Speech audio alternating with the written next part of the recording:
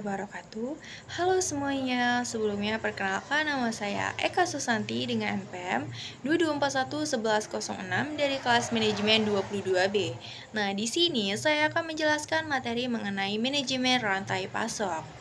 Manajemen rantai pasok merupakan sebuah proses yang terpadu dan jelas. Fungsinya untuk membantu memberikan informasi kepada manajemen mengenai pengadaan barang. Tak hanya itu saja, sistem ini juga memuat informasi mengenai hubungan dengan pihak luar seperti vendor atau supplier untuk menjaga persediaan produk yang memang dibutuhkan oleh perusahaan. Dengan demikian, semua bisnis bisa berjalan dengan maksimal. Sistem manajemen ini juga menyangkut ke semua aspek. Misalnya dari pengiriman pemesanan, pengadaan bahan baku, penyebaran informasi, hingga pengembangan produk terbaru. Tujuan manajemen rantai pasokan. Tentunya secara keseluruhan, manajemen ini ditunjukkan supaya tercapainya tujuan dari perusahaan.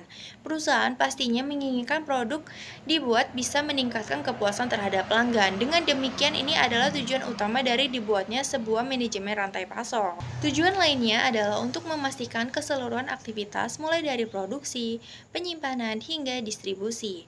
Lalu ada fungsi manajemen rantai pasok, yaitu pertama, untuk perencanaan supaya bisa mencapai tujuan organisasi. Selain merencanakan, manajemen ini juga bertujuan mengorganisasikan semua proses produksi barang. Yang kedua, manajemen ini membantu penyusunan bagian berorganisasi sehingga bisa menyesuaikan kebutuhan agar rencana bisa tercapai. Fungsinya juga termasuk dengan instruksi kerja supaya dapat melaksanakan rencana-rencana yang sudah dibuat. Yang ketiga ada pengendalian atau kontrol. Dari instruksi kerja yang sudah dibuat, manajemen bisa melakukan kontrol atau pengawasan. Dengan demikian, semua proses kerja harus berjalan sesuai dengan standar. Pastinya ini akan membuat operasional bisa berjalan dengan optimal dan tujuannya tercapai. Manfaat manajemen rantai pasok. Yang pertama, untuk meningkatkan keuntungan. Produk bisa terjual habis dengan manajemen yang tepat, maka jangan sampai produksi barang perusahaan hanya tertumpuk saja tanpa terjual habis. Yang kedua, pelanggan jadi puas. Pastikan supply chain manajemen akan memberikan kepuasan terhadap produk atau perusahaan. Manajemen yang tepat untuk memastikan produk yang diterima oleh konsumen dalam kondisi yang baik. Yang ketiga, dapat menurunkan biaya. Integrasi dan kerja sama antar divisi membuat biaya jauh lebih efisien. Tim akan memastikan bahwa biaya produksi dari awal sampai akhir benar-benar sudah sesuai dengan rancangan. Banyak perusahaan yang justru mengalami kesulitan untuk mengatur biaya yang dikeluarkan sehingga keuntungannya menjadi minim. Selanjutnya ada tahapan manajemen rantai pasok. Yang pertama, perencanaan. Segala sesuatu dalam bisnis pastinya dimulai dengan perencanaan terlebih dahulu.